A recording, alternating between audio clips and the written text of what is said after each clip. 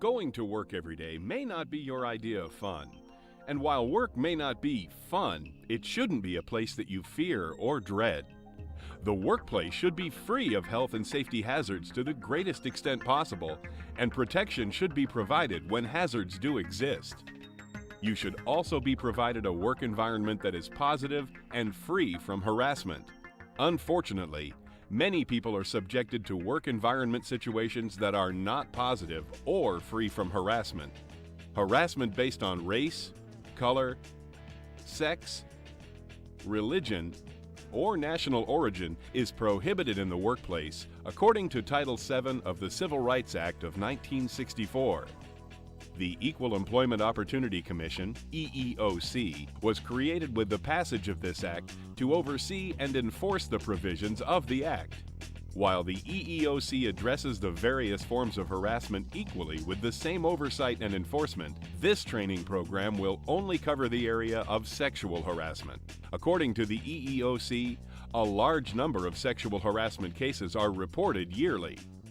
Sexual harassment in the workplace is harmful to the company for which you work, its employees, and you. This training video will discuss sexual harassment and provide you with the necessary knowledge to define sexual harassment, identify potential victims and harassers, identify conduct and behavior that is not appropriate in the workplace, help prevent such harassment, report incidents of possible sexual harassment, and increase the chances of having a positive work environment.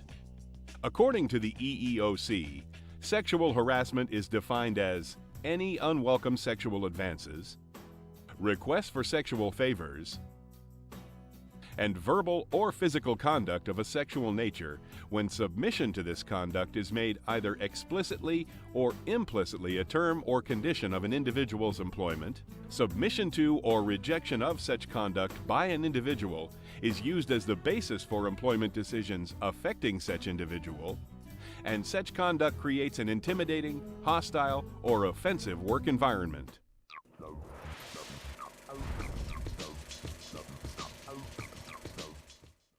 Two types of sexual harassment are generally recognized: quid pro quo and hostile work environment. Quid pro quo.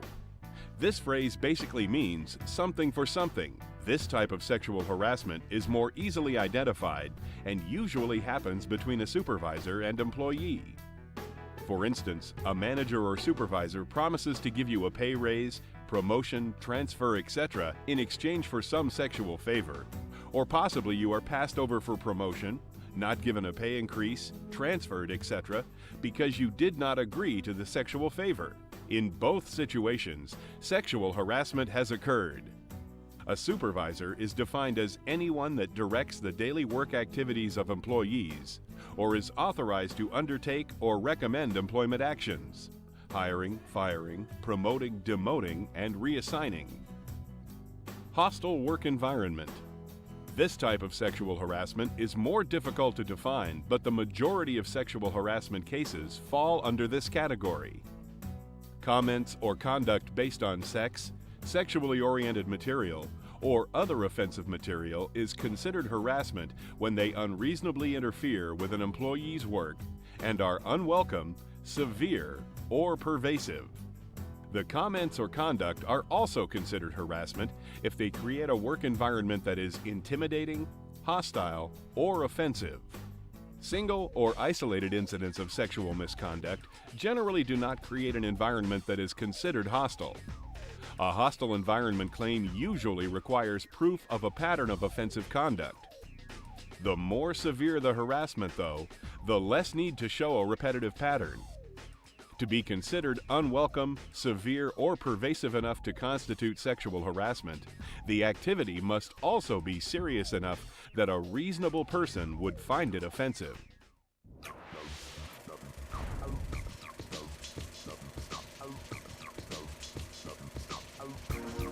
A common misconception is that the employee being asked for sexual favors is the only victim in a sexual harassment case. Many times there will be more than just one victim when sexual harassment occurs. An employee who was passed over for a promotion because someone else received the promotion due to quid pro quo harassment is also a victim. If a hostile work environment is created by a person's unwelcome actions, then it is possible that more than one employee is affected. For instance, if an employee is always telling crude sexual jokes, several employees may be made uncomfortable by the jokes. More than one employee is affected and could possibly claim sexual harassment. A victim is anyone who is adversely affected by sexual harassment in the workplace. Sexual harassment victims can be female or male. Harassment can occur between members of the opposite sex, male to female or female to male, as well as members of the same sex, male to male or female to female. Harassment can come from many sources, and even from outside the company. Managers, supervisors, co-workers, vendors, suppliers, delivery drivers, contractors, and sales representatives can all be capable of engaging in harassing conduct.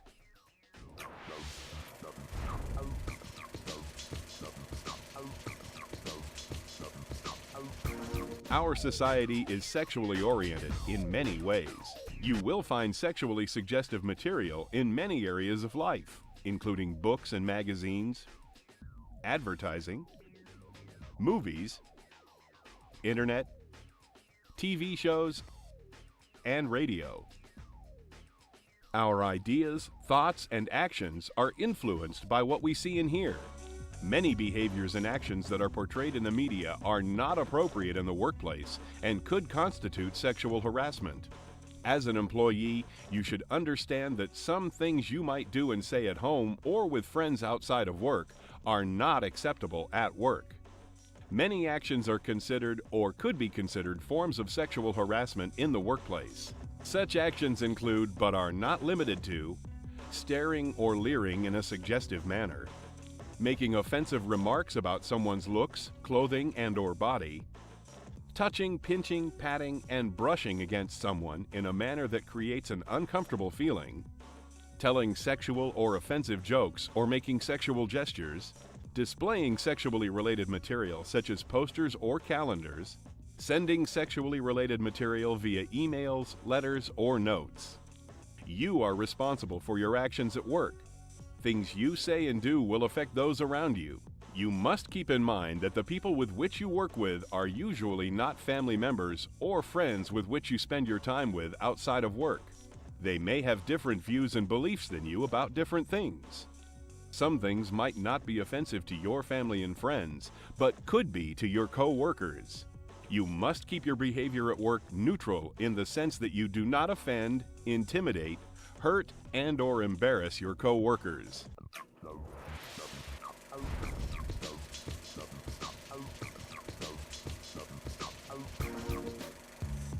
Along with keeping your conduct appropriate at work, you should also watch for inappropriate conduct by others in your workplace. The best prevention is to be proactive. Inform others when you feel they are out of line. Many times the person engaging in the inappropriate behavior does not realize they are offending others. When asked to stop, most will oblige and be surprised that they had offended you or others. If the person does not stop, then you should immediately report the behavior to the person your company has designated. Your company should have at least 2 different people to whom you can report harassment. Usually, your manager or immediate supervisor is one, and a human resources officer is another. These people will be outlined in your company's sexual harassment policy. Your company should have a sexual harassment policy that strictly prohibits sexual harassment. You should have been given training on the policy when initially hired. Additional training should be given according to your company's training guidelines. The company policy should outline many important areas that you, as an employee, need to understand, know, and follow. Some things that your company policy should cover include the company's definition of sexual harassment, company standards for dress code, workplace behavior, and allowable personal belongings, pictures, calendars, magazines, etc., names of appropriate personnel and departments to which employees can report possible sexual harassment, statements assuring confidentiality of complaints, statements assuring no retaliation will be allowed, grievance procedures, possible remedies, and corrective disciplinary procedures.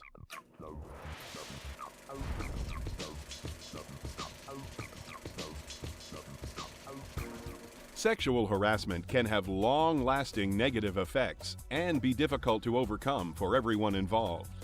Sexual harassment can do great harm to an individual, their family, co-workers, and the company.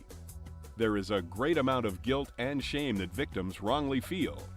Stress, anger, frustration, helplessness, depression, and hopelessness are other emotions that victims might experience.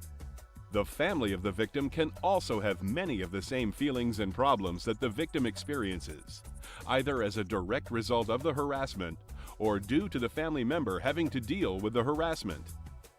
Many other negative experiences are possible, such as financial difficulties, physical ailments, and relationship problems. Sexual harassment can also be harmful to the company.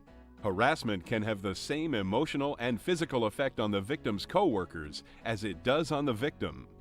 In addition, employee morale generally declines, productivity can suffer, the reputation of the company can be compromised, and financial burdens can be incurred due to lawsuits and settlements.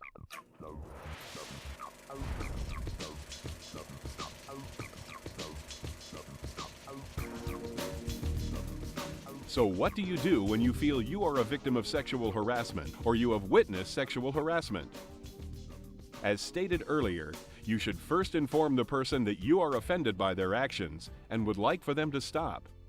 Many times this will resolve the issue and no further action will be necessary. If you are not comfortable in confronting the person or their behavior is blatantly inappropriate, you should inform a company-designated person immediately.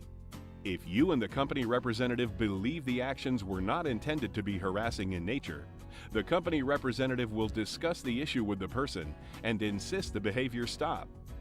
Again, no additional actions may be needed if the perpetrator ceases the inappropriate behavior. If the actions are blatantly inappropriate, then the company representative will begin the task of investigating the incident immediately after being notified. To assist in the investigation, you should write down all information concerning the incident, including date and time of the incident, location where incident took place, persons involved including any possible witnesses, detailed description of what happened, and any other pertinent information that will help in the investigation. Your company's sexual harassment policy will outline the exact steps that will be taken during this time. Steps to stop the unwelcome action and secure your well-being, or that of the victim, should be the first priority of the process. A fact-finding investigation will then ensue. The time needed to conduct the investigation will depend upon the particular circumstances of the case. You can rest assured that any measures taken during the investigation should not affect you in a negative manner. And if sexual harassment is found to have occurred, the disciplinary actions taken against the harasser should not affect you in a negative manner. Measures will be taken to restore you, or the victim, to the position you would have held had the harassment not occurred. Such measures might include an apology from the harasser, reinstatement, promotion, wage increase, replacement of time taken off, and correction of any other effect caused by the incident. Your employer takes this issue very seriously and will take all steps necessary to not only create a safe and harassment-free workplace, but to correct any situation that occurs.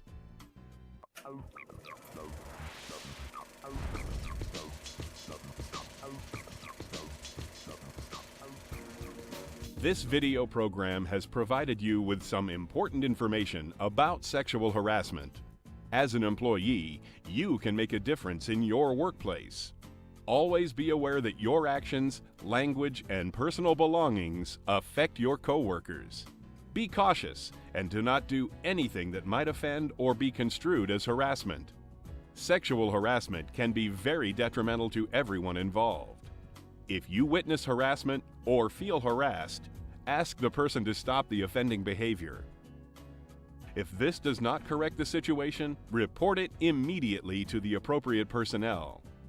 Your company wants you to be safe at work and will take the measures needed to ensure your safety and to eliminate the harassment. Everyone benefits in a workplace free from sexual harassment.